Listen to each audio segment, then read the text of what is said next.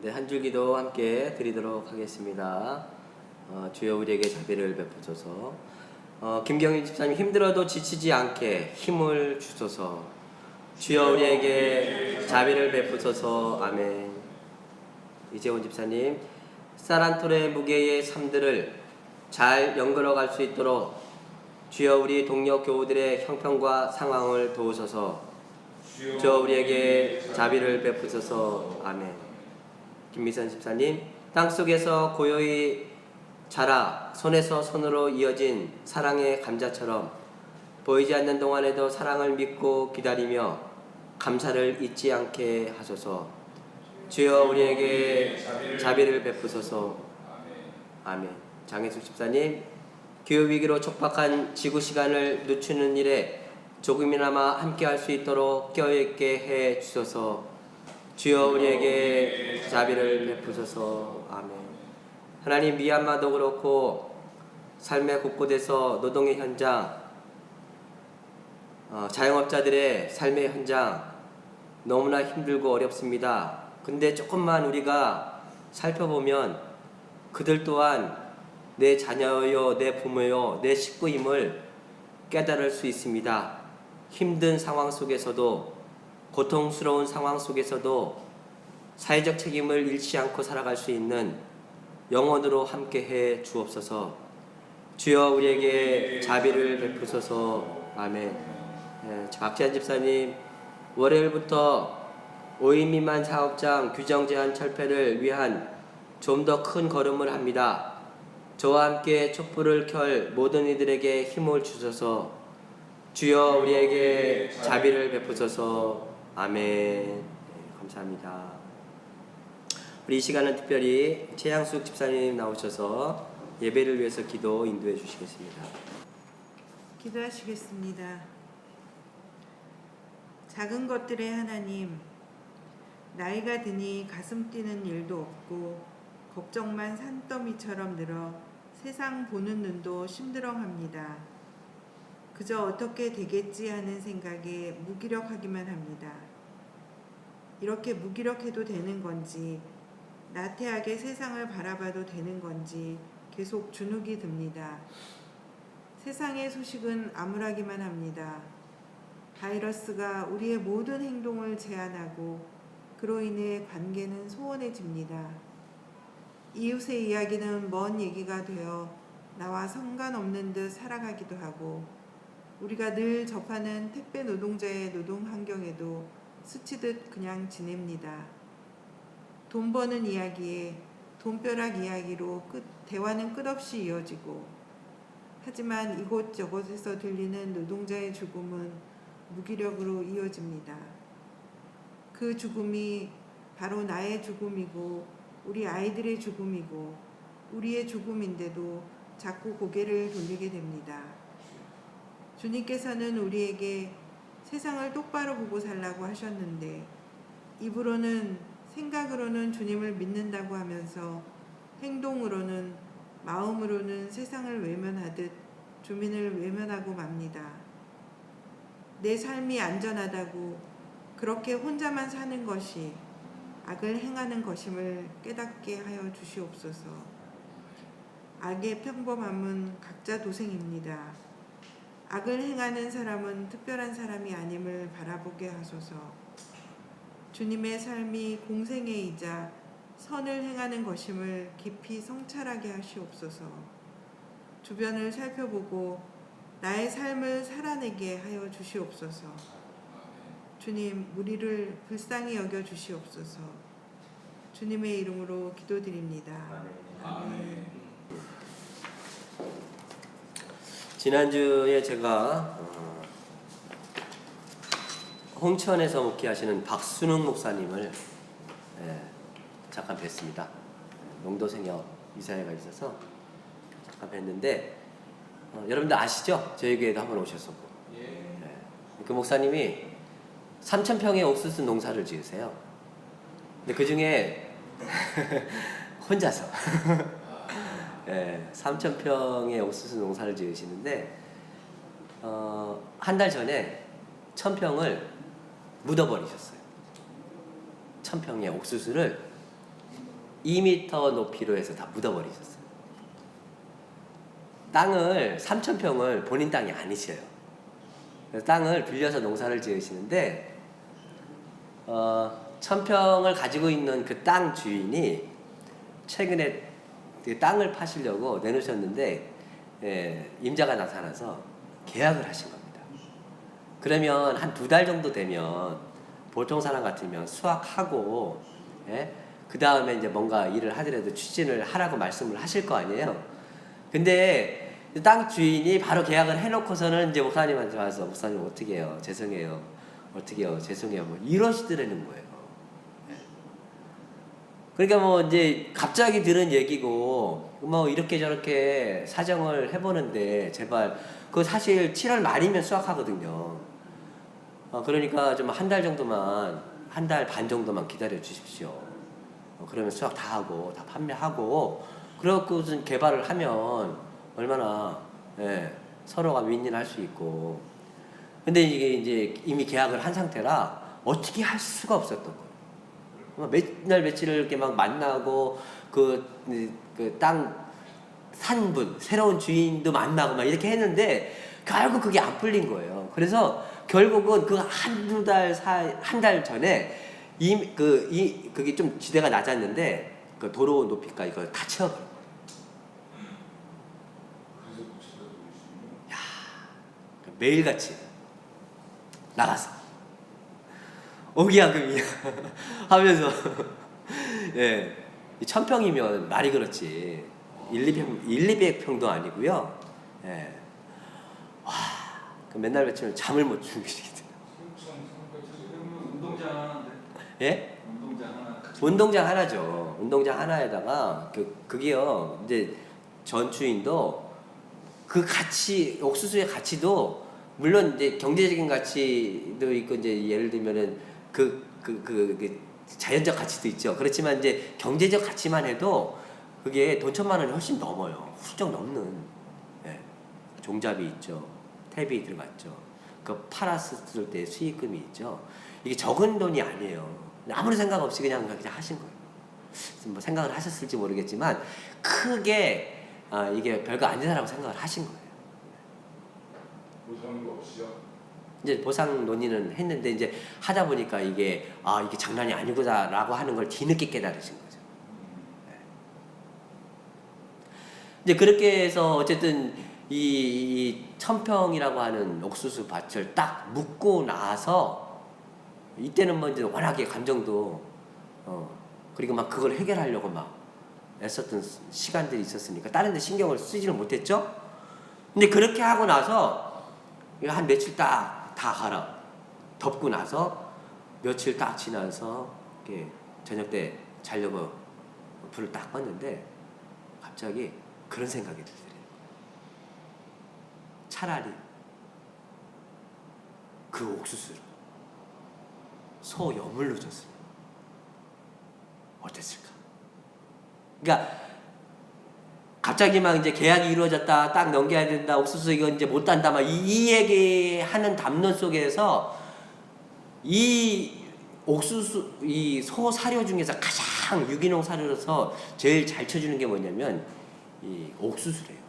그래서 옥수수를 수확한 다음에 좀 억시더라도 그걸 다 분쇄를 해갖고 소 연물로 주면 그거만큼 좋은 그 먹이가 없대요.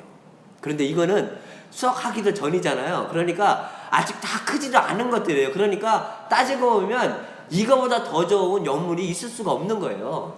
소는 태어나서 이런 연물을 먹어볼 기회가 없는 거죠. 1,000평이면 한 2,000개 가까이의 옥수수대를 다 잘라갖고서는 소 완전히 보약처럼 먹일 수 있었던. 근데 이게 다 지나가고 나서 저녁 때 어느 날 이제 마음에 착 가라앉고 마음이 편안해졌을 때 그거를 딱 떠올리니까 여물 바로 뒷집에서 소를 키우시거든요. 해마다 수확하면 옥수수 대를 거기 줬었거든요. 이 소 여물로 이거를 줬었으면 얼마나 좋았었을까 하는 뒤늦은 후회감이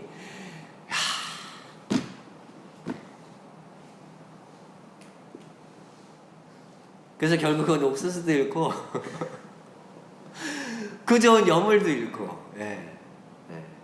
그러면서 이제 그 얘기를 하시더라고요. 뭐냐면 내가 그 순간에 조금만의 여유를 가지고 있었으면, 그 입은 손실에 대해서 너무 집착하지 않고 조금의 여유만, 내가 마음의 폭이 조금이라도 있었으면, 야, 내가 그 어마어마한 여물들을 살릴 수 있었을 텐데 하면서 이제 삶의 여유에 대한 얘기를 하시는 거예요. 어떤 일이 닥쳤을 때. 삶에 이럴 때가 참 많이 있습니다. 조금만 템포를 늦추고 감정을 가라앉혔으면 싶었을 때, 조금만 감정을 다운시키고 그 순간 내가 무슨 일을 하고 있는지 지금 알아차리기만 해도, 사실은 해결하고 지혜롭게 넘어갈 수 있는 것들이 굉장히 많이 있는데, 그 순간에 조금의 그 간격을 가지지 못해서 생겨나는 어려움들. 제가 이제 고백적으로 말씀을 드리지만, 뒤늦은 후회지만 제가 목회하면서 가장 후회스러운 순간이 있습니다.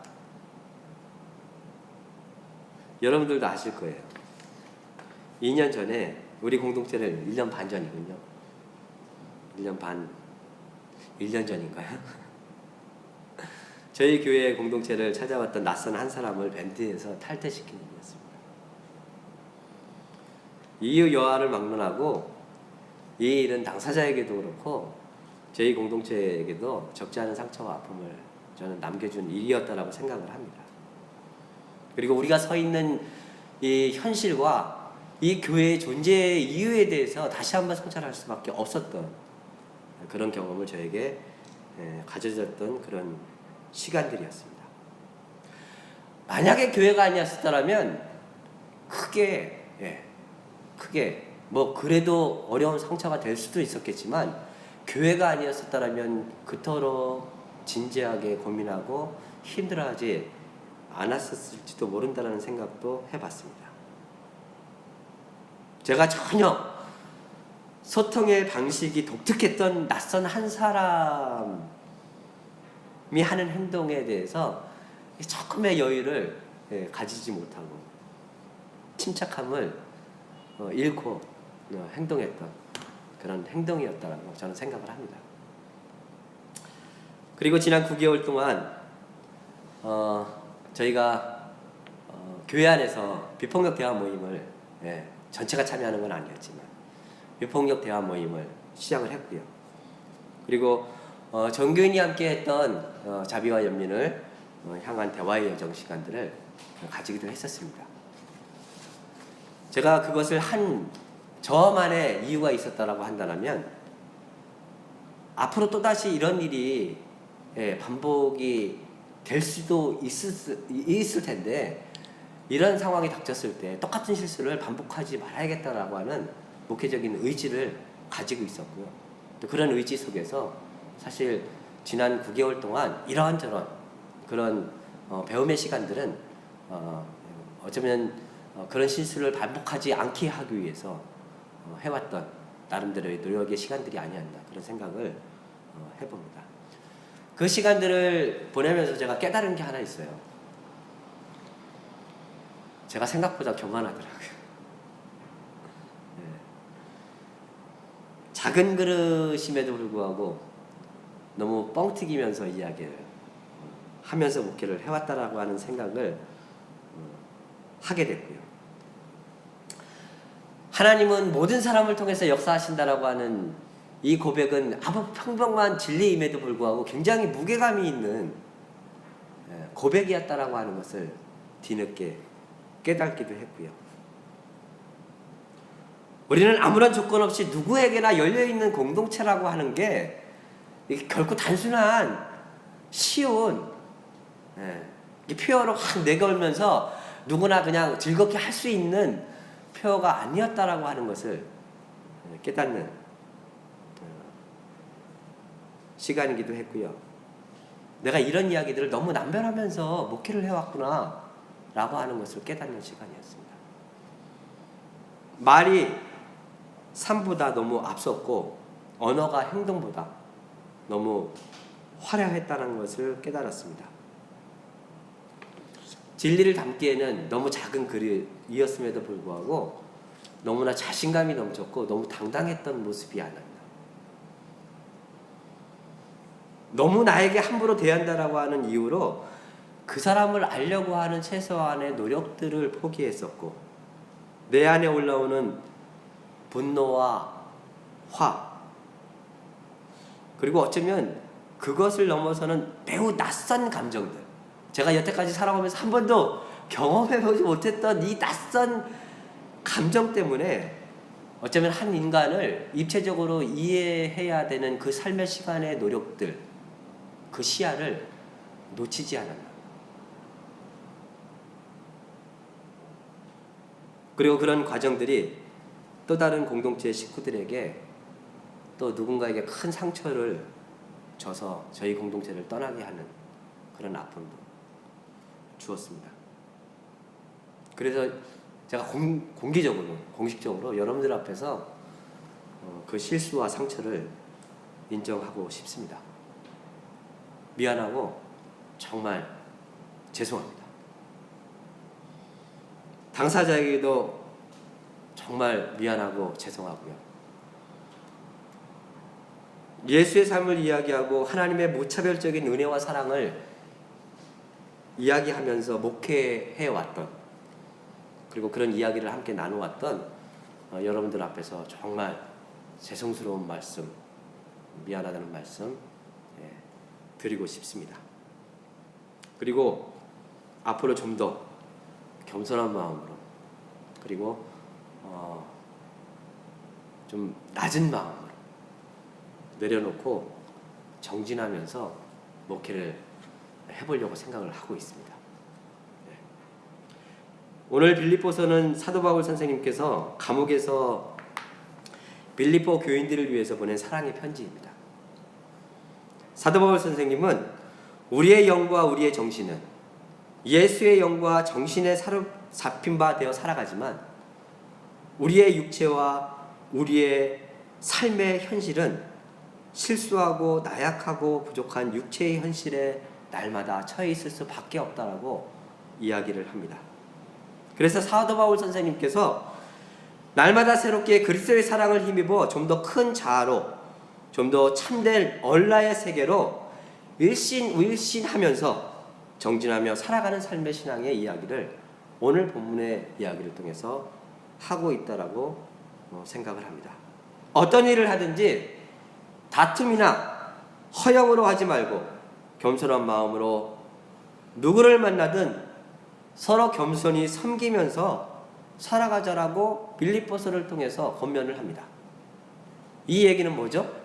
역으로 생각하면 그 공동체 안에도 작은 것 가지고 싸우고 다투고 허영을 일삼고 남을 업신여기면서 때로는 깔보고 뒤에서 호박씨 까고 때로는 이기심에 갇혀서 눈 멀어서 내 앞에 있는 그 한 사람을 환대하지 못하고 무시하면서 살아가는 모습이 그 공동체 안에서 있었다라고 하는 거예요. 그런 모습을 보았기 때문에 바울이 그렇게 하자라고 권면하고 있는 것이죠.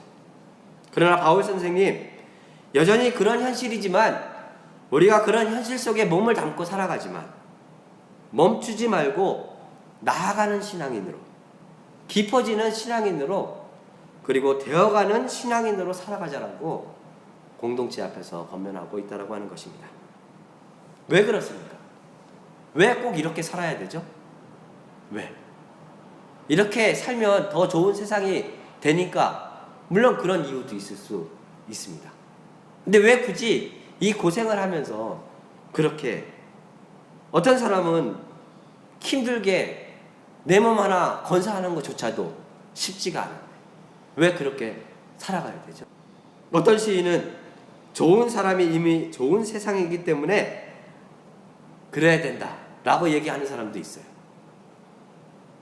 그런 소명을 하나님께서 우리에게 주셨기 때문에 소명을 저마다의 가슴 속에 품고 살아가는 사람들은 당연히 그렇게 살아가야 되는 거 아니냐, 그렇게 얘기하는 사람들도 있습니다. 근데 오늘 사도 바울 선생님은 그 이유에 대해서 이렇게 말씀을 하고 계십니다. 그리스도 예수께서 나를 사로잡아 주셨다. 예수 그리스도를 통해서 보여주신 세상, 예수 그리스도를 만나면서 얻었던 삶의 깨달음과 삶의 진실들, 그리고 불에 넘치는 사랑들. 어쩌면 바울은 삶의 어떤 목적 때문이기보다는 그저 감사와 기쁨, 붐에 넘치는 사랑과 은총이 자기가 살아가는 삶의 이유가 아닌가라고 밝히고 있다라고 하는 것입니다. 제가 텃밭에서 가만히 일을 하다 보면 문득 그런 생각이 들 때가 있습니다. 과연 내가 이런 사랑과 이런 환대를 받을 만한 자격이 있는가? 아침에 딱 나가면요, 낫달맞이 꽃 주변으로 해서 벌들이, 수도 없는 벌들이 왱왱왱왱 거리면서 거기서 막 일을 하고 있습니다. 그것을 가만히 바라보고 있다 보면 꽃, 곤충, 눈에 보이지 않는 그 많은 미생물들, 이놈들이 계속해서 뭐 분가분가도 하고 뭐 그 안에서 뭐 일도 하고 뭐 이러면서 보이지 않는 뭔가의 그 생명의 에너지를 끊임없이 만들어내고 있어요. 아까도 말씀을 드렸지만 요즘은 오이 먹는 재미로 텃밭에 가거든요. 그 텃밭에서 5개, 6개씩 하루에 매일 나와요. 잘 익은 환한 오이가 모양새도 아주 이쁘게 다 나오는데 그걸 이렇게 톡 하고 씹어 먹으면 얼마나 달콤한지 몰라요. 쓰지 않아요. 비가 안 와서 막 태양볕을 막 많이 받는 것들은 굉장히 쓰거든요. 그런데 요즘은 일주일에 한두 번씩 꼭 비가 와요. 그래서 오이가 너무 잘 자라요. 그걸 먹고 있으면 달달한 물이 그냥 몸에서 온몸을 전체적으로 다 스며드는 것 같은 느낌이 들어요. 근데 제가 생각을 해봤어요. 만약에 이 오이가 내가 사람을 가린다고 나도 너를 가릴 거야. 그러면서 오이가 저에게 소산물을 내주지 않았더라면, 벌들과 낫달맞이와 이 생명의 에너지를 훨씬 풍겨주고 있는 이 애들이 내가 사람을 차별하는 이유 때문에 걔들도 나를 차별한다라고 생각을 하고선 그 모든 생명의 에너지를 나에게 뿜어주지 않는다라고 하면 저는 제 일상을 단 한순간도 살아갈 수가 없는 거죠.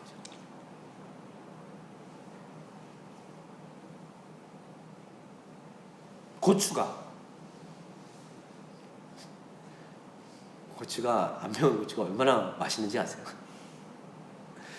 텃밭에서 먹는 그 야채들은요, 제가 키워서 더 맛있어요.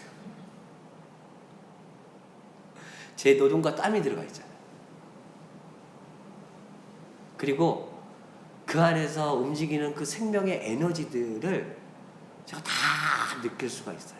그런데 이 애들이 저를 차별하지 않는 거예요. 네가 이렇게 삶을 살았기 때문에 나는 너에게 내 생명의 에너지를 뿜어줄 수가 없어 라고 얘기하지 않아요. 가만히 생각을 해보면 저는 수없이 많은 생명들의 은혜 없이 단 한순간도 살아갈 수가 없는 거예요.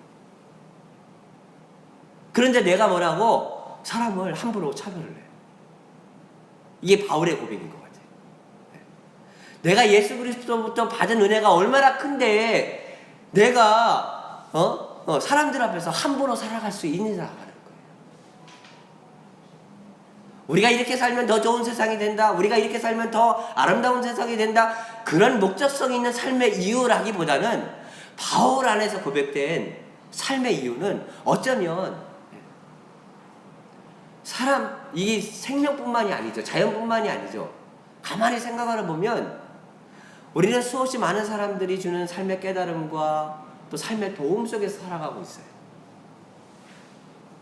최근에 저희 아내가 통일운동에 대한 그 자료를 리서치하고 있었거든요. 근데 NCC도 가고 막 이렇게 가는데 자료들이 구비되어 있는 데가 별로 없는 거예요. 그리고 또 뭐 어떤 자료들은 너무 이게 보기가 어려운 데 가 있는 거예요. 몇 군데를 다녔는데 이 통일운동에 대한 한국 기독교 통일운동에 대한 자료를 구할 수 있는 데가 없는 거예요. 그래갖고서는 막 생각보다 막 이렇게 낙심하고 있었는데요. 제가 얼마 전에 말씀드렸죠. 어떤 분이 그 연세 드시고 이래서 자기가 평생 동안 역사를 연구하셨던 분인데 그분이 자료를 기증하셨다고 했잖아요.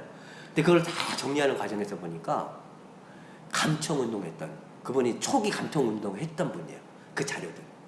그 다음에 70년대, 80년대에 그 통일운동 했던 그 자료들. 그리고 이분이 무슨 안기부 직원이었는지 그건 아니었는데 분명히 아니었는데 그 80년대에 그 운동권에서 이렇게 전수되고 이렇게 막 뿌려졌던 성명서들 있잖아요. 그게 이제 안기부통에서 들어갔던 그런 자료들이 다 이렇게 쌓여져 갖고 그게 들어오는 거예요.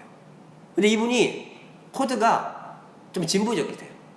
그래서 역사학을 연구하시는 많은 단체들이 있고 많은 사람들이 있는데 이걸 함부로 줄 수가 없었던 거예요. 본인의 손을 댈 수가 없었고 그러면서 이게 누군가를 주기는 줘야 되는데 줄 수가 없었던 거예요. 그런데 어떻게 하다가 이제 저희 아내하고 이게 코드가 맞다라고 하는 인식이 들으셨는지 저는 그분이 그런 색깔인지를 전혀 몰랐었거든요. 근데 그분이 가지고 있었던 자료를 보니까 그러면서 그 자료를 쭉 정리하는 과정에서 보니까 아내가 원했던 자료를요 그냥 그분이 이렇게 다 모아서 이렇게 갖다 준 꼴이 돼버린 거예요. 열심히 논문을 써야 돼요, 안 써야 돼요? 네? 써야 돼요, 안 써야 돼요? 써야 돼요. 그러니까 우리의 삶이라는 게 어떻게 보면 다 이런 거라는 거예요. 가만히 아침에 눈을 뜨면서 일어나서 잘 생각해 보십시오. 아침에 눈을 떠서 하루 종일 생활하는 동안 우리는 누군가의 은혜를 받지 않고는 단 한순간도 살아갈 수가 없는 존재들이에요.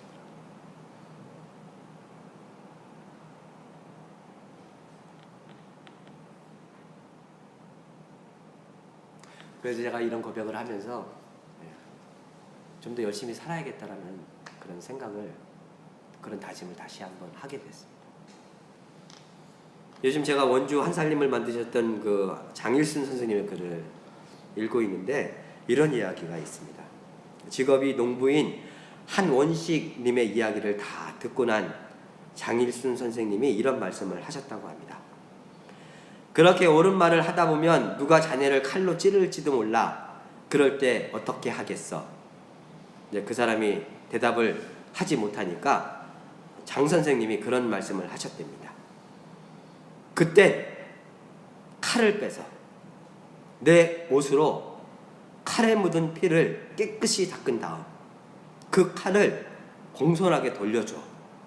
돌려주면서 날 찌르느라고 얼마나 힘들고 고통스러웠냐라고 그 사람에게 따뜻하게 말하라고. 거기까지 가야 돼. 왜 거기까지 가요?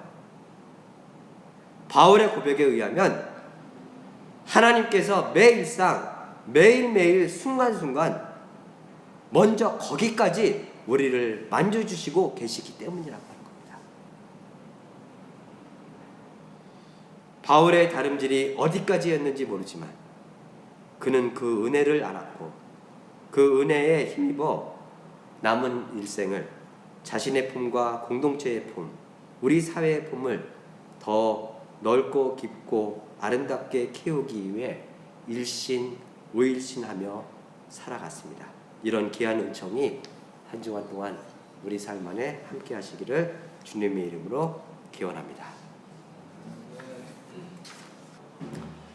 거룩한 이 말씀으로 축복합니다. 거룩한 말씀으로 축복합니다. 주 예수 그리스도의 은혜와 주 예수 그리스도의 은혜와 하나님의 사랑과 하나님의 사랑과 성령의 사귐이 성령의 사귐이 우리 모두와 함께 하시기를 빕니다. 우리 모두와 함께 하시길 빕니다. 아멘. 감사합니다.